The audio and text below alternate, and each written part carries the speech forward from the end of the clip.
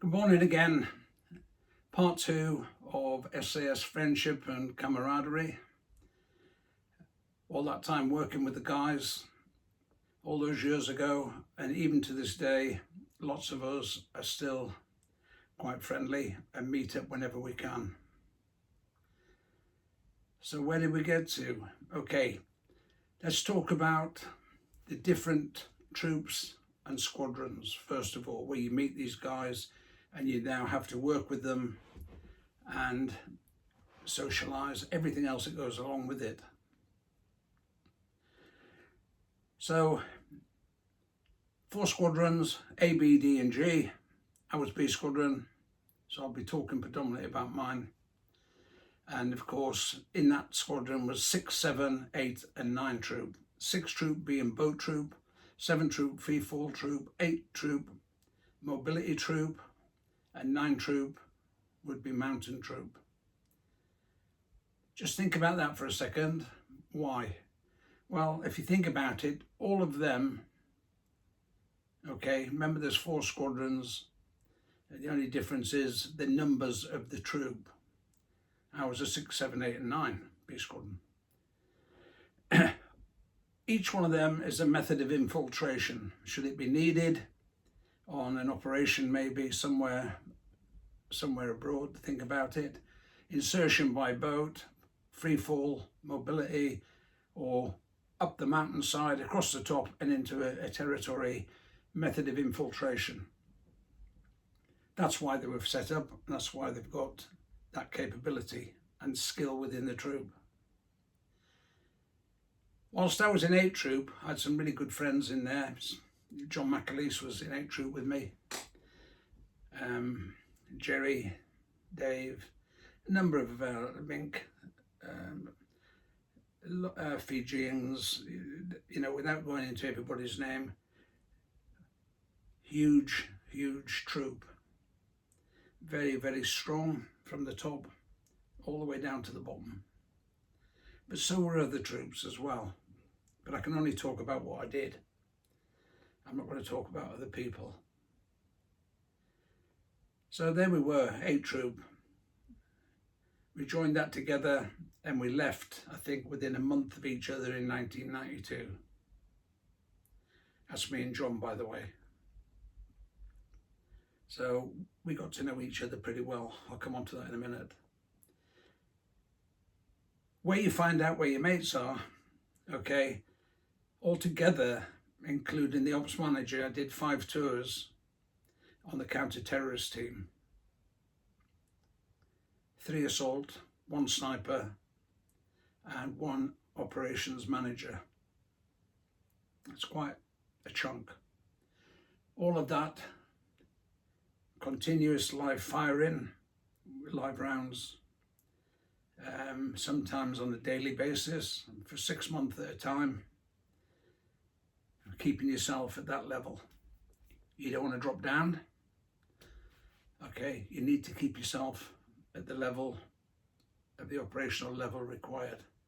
If you don't, you won't be there too long.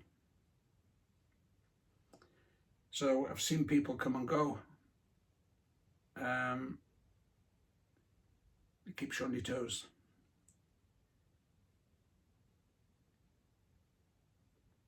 With the courses within the counter-terrorist team, you have to be able to drive, in my day, fast, but safe. And one of the courses we did was a fast driving course, run by the police, West Mercia Police. A couple of great instructors came down, spent some time with us, and then we went out, pre-planned routes, pre-designated routes, if you like, and we'd head through the countryside as if you were going to an incident where you had to drive to an incident. We had the big flash white Range Rovers, however heavily laden they were, okay, fully equipped, very heavy vehicles, dangerous. So you had to be able to drive them carefully, but when it warranted it, you'd have to be able to put your boot down, put your blue light on, and race around through the towns, through the cities, through the countryside. And if it's not for everybody, I can tell you that. If they decided, look, it's not in your interest to drive, they would let you know. And it's happened once or twice, but in the main, great fun. You know, you'd pay to do it, wouldn't you? Blue light, big white Range Rover. You know, no cowboy stuff. This is safe driving at high speed. Then the CQB courses, close quarter battle courses, would come after that. Live firing again, using live ammunition all the time. Room combat,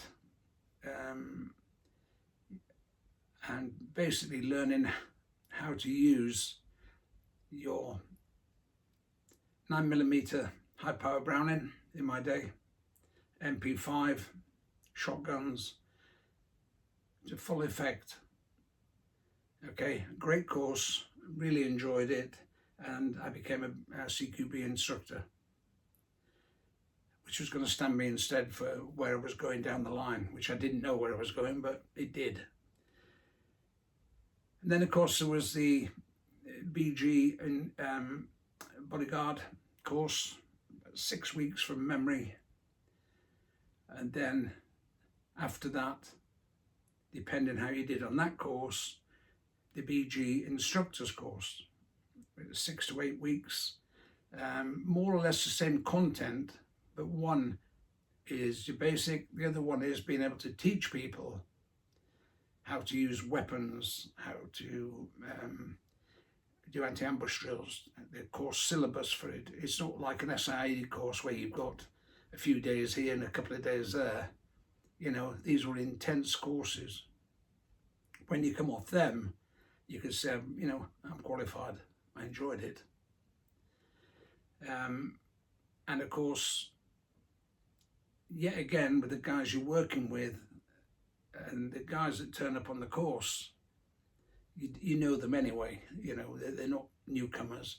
But once again, you're in with them and the dangers are there, but you have to accept that. When you're mucking about with live ammunition, okay, day in and day out, you have to stay at that level. Because if you don't, something will happen. Very few accidents I know of in the years I was there. There's been a couple, but very, very few in comparison, if you think to the number of man hours, the places we were, what we did. So I would say very, very few percentage-wise, which is what you're looking out for all the time. I'll come on to the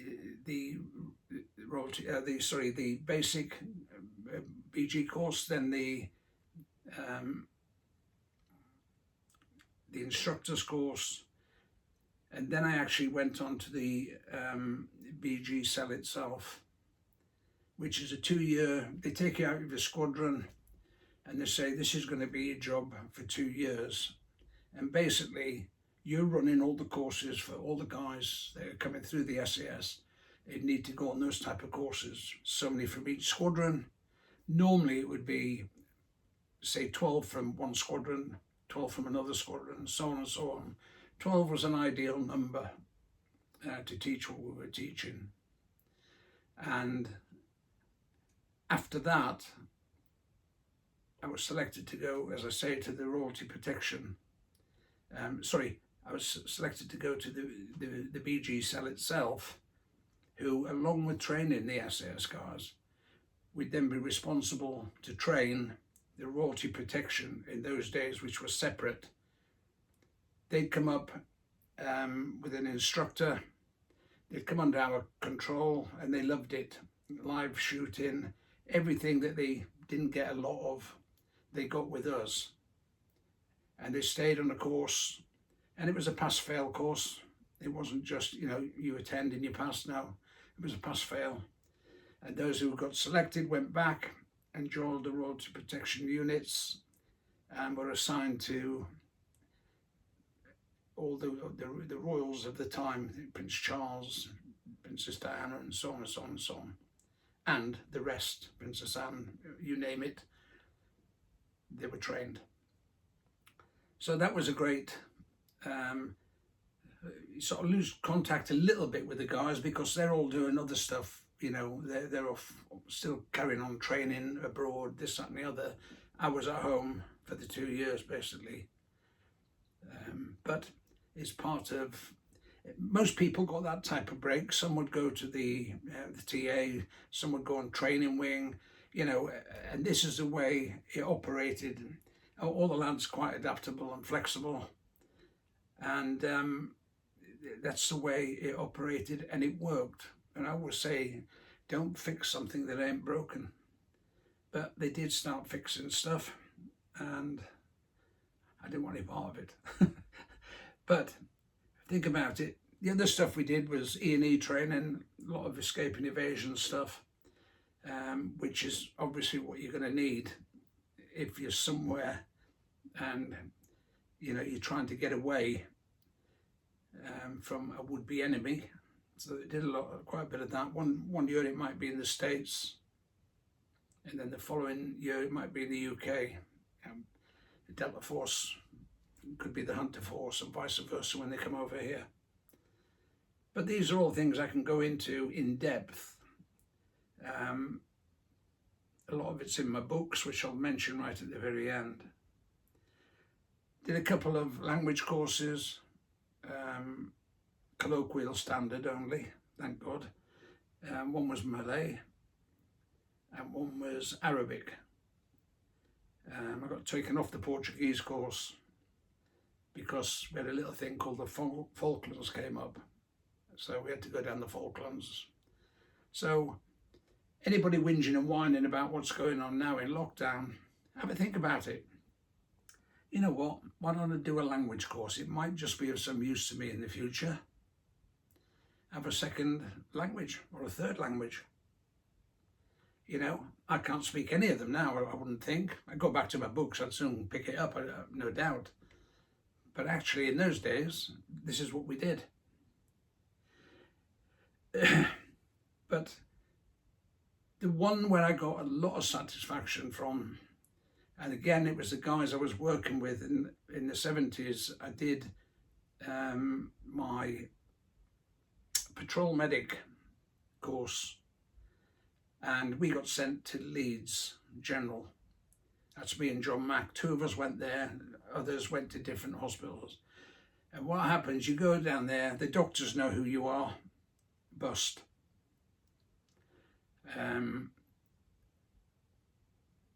You meet the doctors, and the doctors then take you under their wing for your duration you're there. Basically, you're working in an A&E department where you're going to get all sorts. Now remember that when we go on our exercises and operations, we don't have a backup like that. We've got what we've got.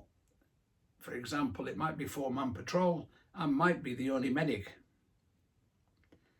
And it was called on 3 times, and I'll mention them in a minute. Seriously, not the cut finger, not that type of stuff. I'll come on to them in a minute.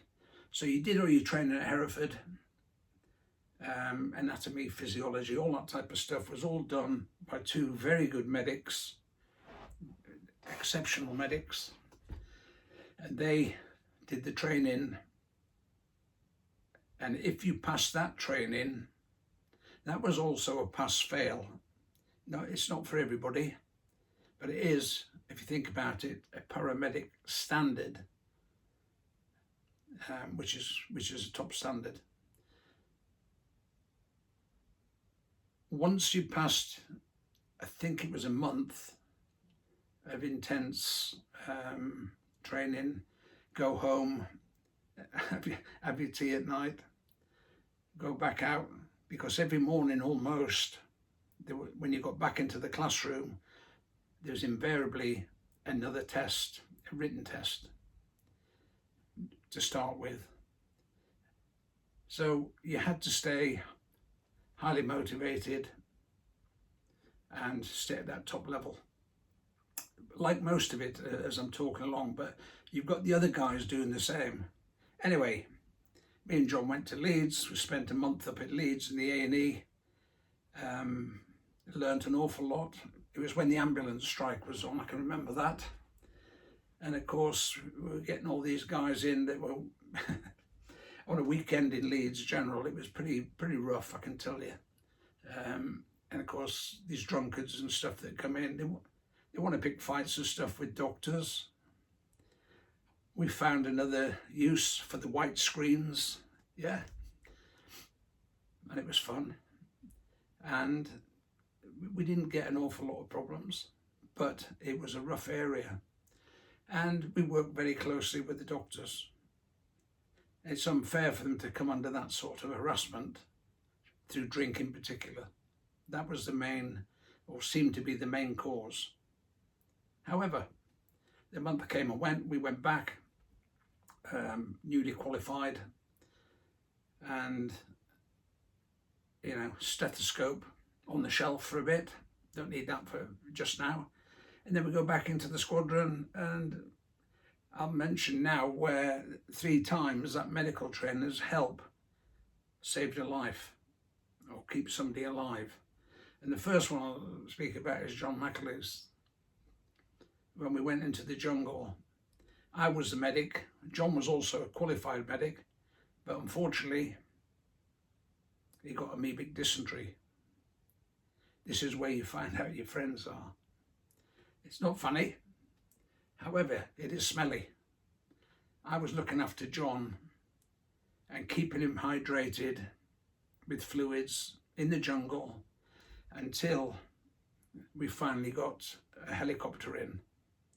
Doesn't sound a long time, but 24, 36 hours, something like that, when you're not sure, you know, and pretty ill, I can tell you, but kept him hydrated. Finally got him out, waved goodbye to the helicopter, and we carry on doing our tasks. But he was quite ill. My medical training helped to keep him alive. There's DJP, he's mentioned in my book. Jungle again.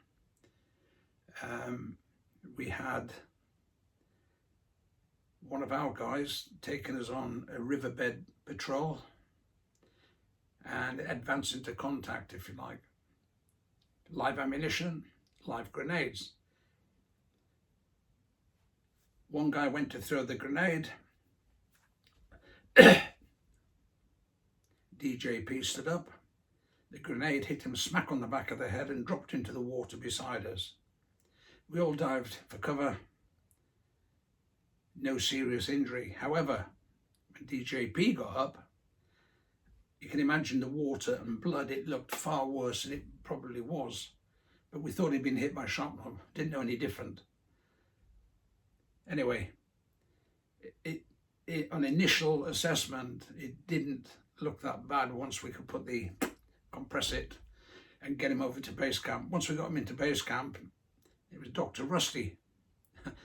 Dr. Rusty comes into play. So I get the job of shaving his head and then putting the lignocaine in, which is the anaesthetic, to deaden it before I suture it up. He was a good pal of mine, a good pal, but he had a fly skating rink on his head and it wasn't funny. But you see the John Cleese sketch when he's got the white bandage on. Yeah, he had the whole treatment, mate, all of it. However, he recovered and joined in the training a day or two later. No problem. I had to get rid of the white patch, but you know, that's the way it was. So there's a bit of, I'd call it fun, but you know what I'm saying, sense of humour. Yeah. There's the guy with the white, you know. Anyway, that went on. And then the last one was Johnny Two Combs. I was in Nepal with John and a number of others, and we were doing joint training with their special forces, way up in the mountains. I live on Dartmoor, and we've got some tours here. You go to Nepal, you don't even mention tours. It's so high. However, they thought it started to go downhill quite quickly. He's a pal of mine. I played football with him. I knew him. I'm now the medic with him. We have a doctor, Nepalese doctor, with the Nepalese guys. He is a doctor.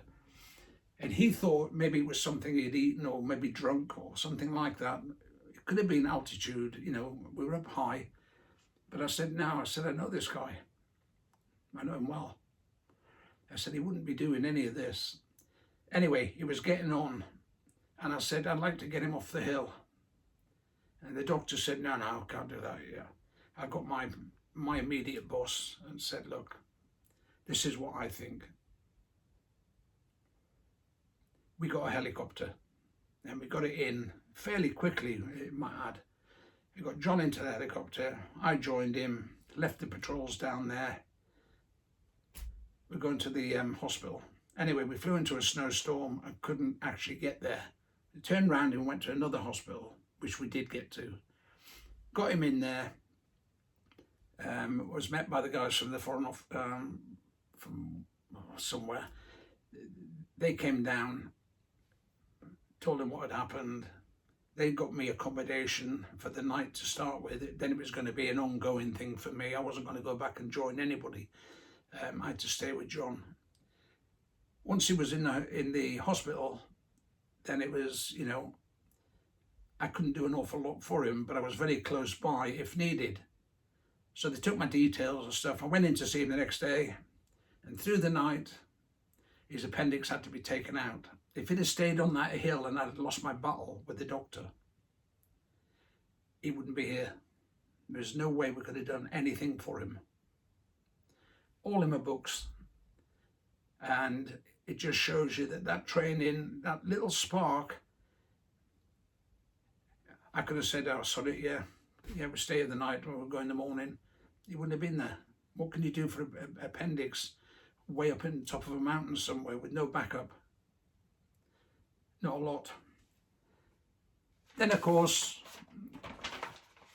this is where I was detached for a couple of weeks on a course called the Brunco Course, Brigade and Regimental Intelligence NCO. Me. I've got 12 months left to do in the British Army. This is 1989.